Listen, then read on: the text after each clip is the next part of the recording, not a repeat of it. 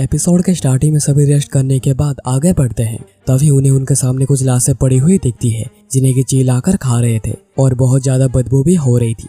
सोगवांग कहते हैं कि यह बहुत ही ज्यादा भयानक है, या उनके ऊपर किसी जंगली जानवर ने हमला किया है। उन सभी की बॉडी तो पूरी खत्म हो रखी है, कहीं एक और एम्बुश तो नहीं जिसके बारे में हमें पता ना हो।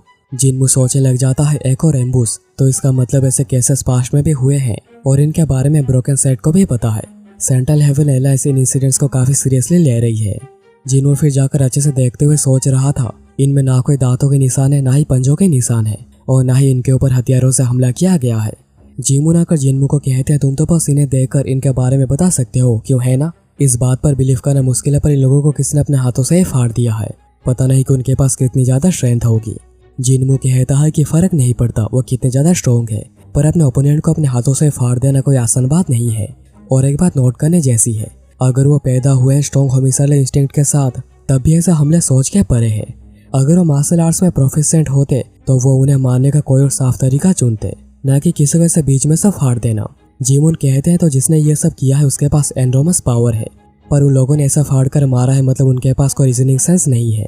सोगवांग फिर कहते हैं कि हम लोग जल्दी ही जेड सिटी पहुंच जाएंगे, इसलिए अपने गार्ड्स को बिल्कुल भी डाउन मत करना और अपने चारों तरफ नजर रखना। अगर तुम्हें किसी के ऊपर भी शक जाता है उसे बिना किसी हेजिटेशन के मार देना। तो चलो अभी सभी लोग आगे बढ़ते हैं। जिनमू सोच रहा था, ऐसा कहा जाता है कि उसके साथ साथ कुछ खराब भी होता है। उसके बाद सभी जेड सिटी पहुंच जाते हैं और वो जाकर ब्रोकन फिश सेट के जेड सिटी ब्रांच फेलियन ब्लू मून में रुकते हैं, जहाँ पर रहने की रेस्ट करने की काफी अच्छी फैसिलिटी है। पर जिमू सोगांग को बताते हैं कि जेरिम को कुछ पर्सनल काम है, जिस वजह से उसे बहुत बार आना जाना करना पड़ेगा। तो यहाँ पर रहकर बार बार आना जाना उसके लिए काफी परेशानी खड़ी कर सकता है, इसलिए जिनमू चाहता है कि वो बाहर कहीं और रहेगा। सोग्योंग कहते हैं, अगर ऐसी बात है तो मैं तुम्हें सेफ्टी के लिए प्रे करूंगा। उसके बाद जिनमू और मूंजंग निकल जाते हैं। मूंजंग जिनमू को कहता है कि शहर बहुत ही खाली खाली और भूतिया है, क्या सच में हमारे पास कोई रीजन था उस जगह को छोड़ने का? तो जिनमू कहता है कि नहीं, ऐसा कोई रीजन नहीं था। मूंजंग कहता है, तो फिर क्या हमारे लिए वहाँ पर रहना ज्यादा बेटर नहीं होता? वो सभी ब्रोकन फिश सेट का पार्ट है, तो वो हमें असिस्टेंस देने के लिए तैयार थे। जिनमू कहता है, ब्रोकन फिश सेट से मदद लेना। जिनमू फिर कहता है, मूंजंग अगर व्हाइट ड्रैगन मर्चेंट ट्रूप यहाँ पर आती है तो तुम्हें क्या लगता है वो कहाँ पर रहते हैं? मूंजंग कहता है, जबकि व्हाइट ड्रैगन मर्चेंट ट्रूप एक बड़े ग्रुप बनाकर घूमती है तो वो यहाँ के किसी बड़े टारवन में जाकर रहेंगे, जहाँ पर घोड़े रखने की जगह हो, अलग से कमरा हो सामान रखने के लिए। मूंजंग फिर कहता है कि क्या तुम यहाँ से क्लूज को ढूंढना शुरू कर रहे हो? और जबकि जेड सिटी एक बड़ी सिटी नहीं है, यहाँ पर ज्यादा जगह नहीं होंगे जहाँ पर कि वो रह सकेंगे। मूंजंग फिर कहता है कि उसके बारे में जाकर पता लगाएगा और वो सबसे पहले जिनमू को लेकर प्राइसलेस टारवन जाता है, जो कि जेड सिटी की सबसे बड़ी टारवन है और आमतौर पर यहाँ पर बड़ी बड़ी ग्रुप्स आकर ही रुकती हैं। मूंजंग फिर अंदर आकर पूछता है कि यहाँ पर कोई रूम खाली है। टारवन के ओनर भाग कर आकर कहती है, आप यहाँ पर देख सकते हैं कि यहाँ पर बस रूम से बचे हुए हैं और कुछ बचा नहीं है, और ये सब हुआ है इस एरिया के पूरे र्यूमर की वजह से, और 6 महीने से जगह पूरी खाली है। तो आप दोनों यहाँ पर कितने दिन तक रहेंगे? तो जिनमू कहता है कि हम 3-4 दिन तक रहेंगे, पर हो सकता है कि हम ज्यादा दिन भी रह जाएं। ओनर कहती है कि मैं कुछ दिनों में जगह को बंद करने जा रही थी, पर आप लोगों की वजह से जगह थोड़े और दिन खुली रहेगी। उन दोनों को फिर एक अच्छा कमरा दे दिया जाता है। कमरे में आने के बाद मूंजंग कहता है क्या तुम्हें लगता है व्हाइट ड्रैगन मर्चेंट ट्रूप और आयरन ब्रिगेड यहाँ पर आएंगे? जिनमू कहता है, मुझे कोई शक नहीं, क्योंकि वो सभी ग्रुप बनाकर आगे बढ़ रहे हैं। हम लोगों को फिर से मिलना है, तो मैं श्योर हूँ कि वो सभी यहाँ पर जरूर आएंगे। मूंजंग पूछता है कि हम लोगों की मुलाकात Iron Brigade, White Dragon Merchant Troupe, Broken fish Set और सेंट्रल हेवन एयरलाइंस से हो चुकी है। तुम्हें क्या लगता है हम लोग और किससे मिलेंगे? जिनमू कहता है, मुझे यह बात तो नहीं पता, पर मैं इतना तो श्योर हूँ कि ये सब जो हो रहा है ये सब किस चीज की शुरुआत है। उसके बाद दोनों के लिए डिनर लगा दिया जाता है और दोनों बैठकर काफी अच्छे से डिनर कर रहे थे और दोनों को खाना भी काफी पसंद आता है, पर तभी दोनों खाते खाते ही सो जाते हैं। और हम देखते हैं कि रूम का दरवाजा खोलकर ओनर देख रहा था और ये कोई टारवन का ओनर नहीं चुंगिन है। चुंगिन सोच रहा था वो तो बहुत ही जल्दी सो गए, जैसा कि मैंने सोचा था। डे ड्रीम पील से कुछ भी अच्छा नहीं हो सकता। व्हाइट ड्रैगन मर्चेंट ट्रूप का मूंजंग ये ज्यादा जरूरी नहीं है। मैं जिसके पीछे आया हूँ वो तो जिनमू है। मैंने सुना है कि लड़का बहुत ही ज्यादा अजीब है, जो कि बहुत कुछ छुपाता है, और उसके बारे में मेरे पास ज्यादा जानकारी भी अवेलेबल नहीं है, क्योंकि वो अचानक ही अपेयर हुआ है। क्या उसका कोई बैक कर रहा है? मैं काफी कंफ्यूज हूँ कि उसके बारे में किसी को कुछ क्यों नहीं पता है। क्या वो सच में व्हाइट ड्रैगन मर्चेंट ट्रूप के साथ है? क्योंकि वो किसी को ढूंढ रहा है, पर उसे उसके बारे में कुछ भी जानकारी नहीं मिली है। पर आखिर ये लड़का सच में है कौन?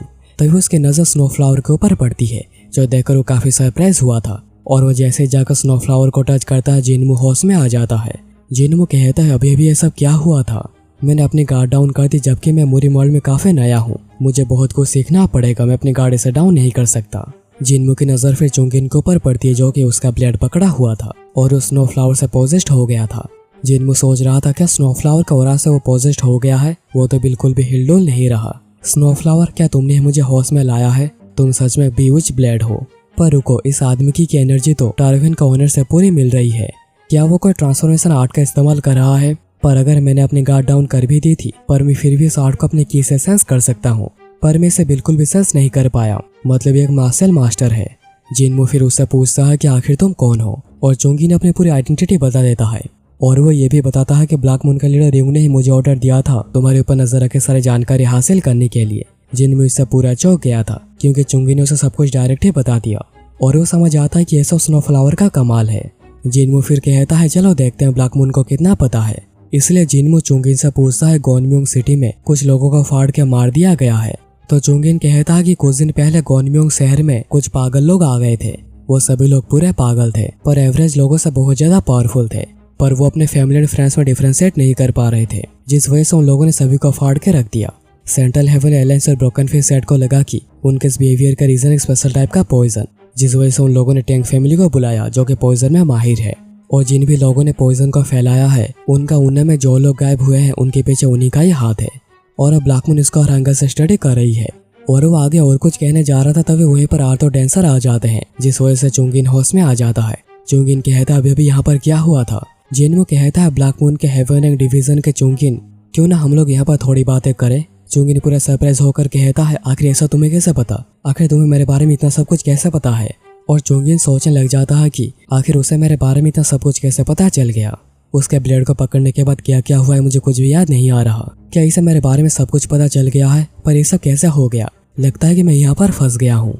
चुंगिन फिर अपने हथियार को निकाल कर कहता है तुमने मेरे साथ ये सब क्या किया है? मैं ब्लैक मून के लिए लानत हूँ, इसलिए पहले मैं तुम्हें यहाँ पर मारूंगा और फिर खुद को मार कर सुसाइड कर लूंगा, क्योंकि मेरे पापों का यही सजा है।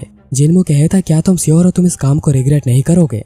चुंगिन हमला करने के लिए आगे बढ़ते हुए कहता है मैं ब्लैक मून का एक मेंबर हूँ और मैं कभी अपने एक्शंस को लेकर रिग्रेट नहीं करता। और वो आगे बढ़कर हमला कर देता, जिन्हें कि जिनमू इसलिए डॉज कर रहा था।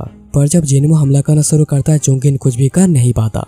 और ये सब अर्थन डांसर चुपचाप बैठकर देख रहे थे, क्योंकि उन्हें पता है कि अगर वो कुछ भी कहेंगे तो उनकी भी पिटाई हो जाएगी। उसके बाद एक सीन कट होता है, जब अर्थ के चाटने के बाद मूंजंग को होश आ जाता है। जिनमू कहता है तो तुम उठ गए, अभी तुम्हें कैसा लग रहा है? मूंजंग कहता है मैं तो ठीक हूँ, पर यहाँ पर ये सब क्या हुआ है? और हम देखते हैं कि जिनमू ने चुंगिन का मार मार कर बुरा हाल कर दिया था। चुंगिन कह रहा था कि आखिर तुम्हारे जैसा मोस्टर यहाँ पर कहाँ से आ गया है, और मुझे तो बिलीव ही नहीं हो रहा है कि मैं स्थिति में पहुंच गया हूँ।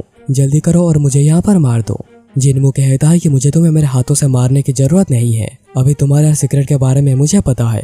तुम्हें क्या लगता है जब ब्लैक मून को इसके बारे में पता चलेगा वो लोग क्या करेंगे? अगर ऐसा होता है तो मुझे लगता है कि तुम फिर से सुसाइड करने की कोशिश करोगे, पर तुम्हें ऐसा कुछ करने की जरूरत नहीं। ऑल्दो ब्लैक मून मेरे बारे में जानना चाहती है, पर मेरा ब्लैक मून के बारे में जानने में कोई इंटरेस्ट नहीं है। मैं बस एक ही चीज जानना चाहता हूँ, उनमें में जो लोग गायब हुए हैं मैं जानना चाहता हूँ कि सबके पीछे कौन है। चुंगिन पूछता है कि आखिर तुम क्या कहना चाह रहे हो? जिनमू कहता है चलो मेरे साथ, अगर तुम ऐसा करोगे तो तुम मेरे बारे में जो भी जानना चाहते हो मैं तुम्हें सब कुछ बता दूंगा, पर उसके बदले में जो लोग गायब हुए हैं उसके बारे में तुम्हें मुझे बताना पड़ेगा। जब तक हम दोनों जो जानना चाहते हैं जान नहीं लेते, क्यों ना तब तक हम दोनों टीम बनाकर रहें। और ये एपिसोड यहाँ पर ही खत्म हो जाती है। तो दोस्तों ये था आज का एपिसोड। तो जल्दी से कमेंट करके बताओ कि तुम्हें ये एपिसोड और मेरी नरेशन कैसी लगी। और अगर तुम्हें मेरे एफर्ट्स पसंद आए हैं तो चैनल को सब्सक्राइब करके बेल आइकन कॉल पे सेट कर देना, ताकि तुमसे ऐसी वीडियोस मिस ना हो जाए।